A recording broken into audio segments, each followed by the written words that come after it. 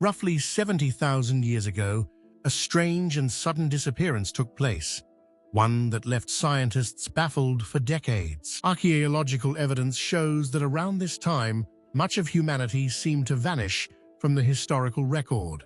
Entire regions where early humans once thrived fell silent, their tools and dwellings no longer showing up in the fossil record. For a long time, no one could explain why.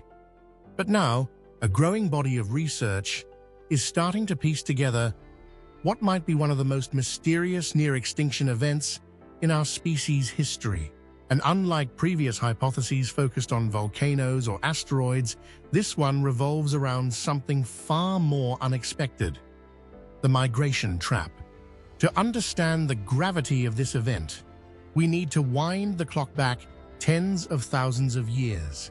At this point, Homo sapiens had already emerged in Africa and had begun slowly expanding outward.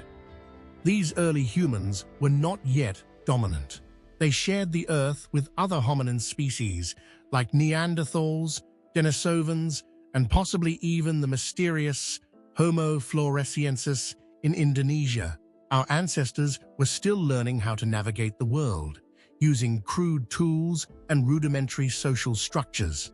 But they had one crucial advantage: the ability to move, to migrate, to explore. Migration is often seen as a strength, a survival tactic used by countless species throughout history. But what if, just once, it became our greatest mistake? Around 70,000 years ago, Earth's climate began to shift dramatically. The planet was entering a glacial phase, part of the larger Ice Age cycle, causing massive environmental changes across Africa, Asia, and Europe. Rainforests shrank, grasslands expanded, and freshwater sources became increasingly scarce. In response, early humans began to migrate out of their African homelands in larger numbers, moving into parts of the Arabian Peninsula and South Asia.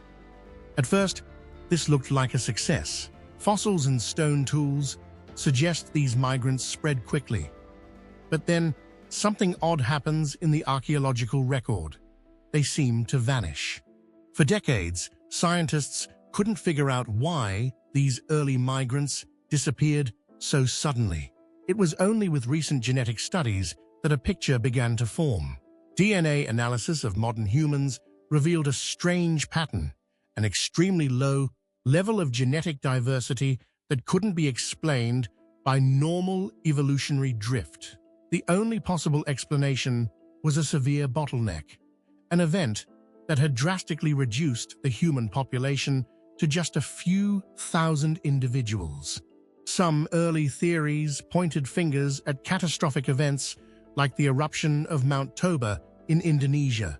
This was one of the largest volcanic explosions in Earth's history, and could, in theory, have darkened skies and triggered a volcanic winter.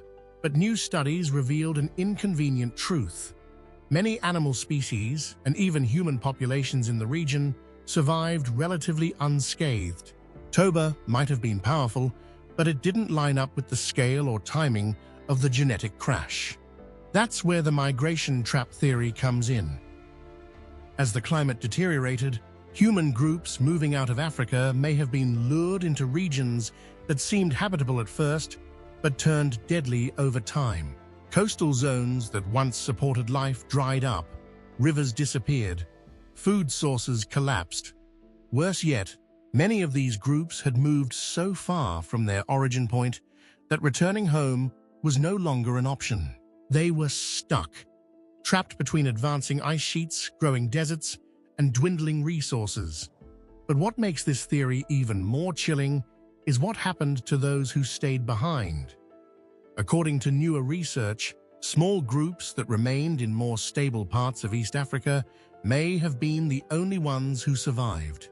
Genetic evidence shows that all non-African humans today descend from a single population that likely numbered fewer than 2,000 individuals at one point. That's less than the population of a small town. The entire future of humanity hung on their survival. So why did they make it when others perished? The answer may lie in innovation, or perhaps in sheer luck. Those who stayed in certain regions likely had more consistent access to fresh water, safer climates, and animals they could hunt. They may have developed social networks and communication skills that allowed them to share resources and adapt faster. And most importantly, they may have stumbled upon one of the most important discoveries in human history: the controlled use of fire. While fire had been known for hundreds of thousands of years, it's during this period that we begin to see evidence of more advanced fire use, not just for warmth and cooking, but for shaping landscapes, clearing fields, and even for protection against predators. In a world growing colder and more dangerous, fire may have been the ultimate survival tool. And yet, even for the survivors, it was not a quick recovery. Genetic models show that humanity remained at critically low numbers for thousands of years.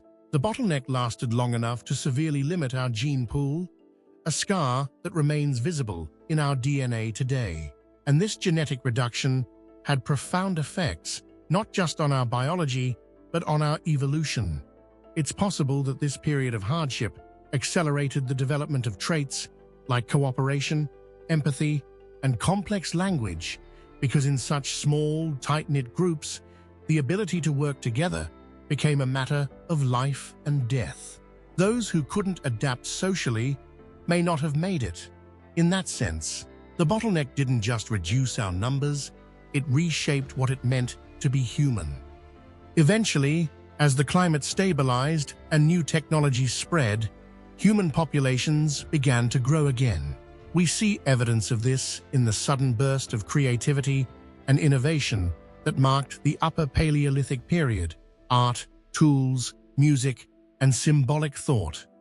It's almost as if humanity, having come through the fire, emerged stronger, more unified, and more capable than ever before. Today, we live in a world where there are more than 8 billion humans. We have altered ecosystems, split the atom, and touched the edge of space. But it's sobering to think that we are all descendants of a tiny group of survivors, people who faced extinction not from a meteor or a supervolcano, but from a journey gone horribly wrong. The migration trap may not be as flashy as an asteroid, but its story is every bit as dramatic. It reminds us that survival isn't just about strength or numbers, it's about timing, adaptability, and sometimes just being in the right place at the right time.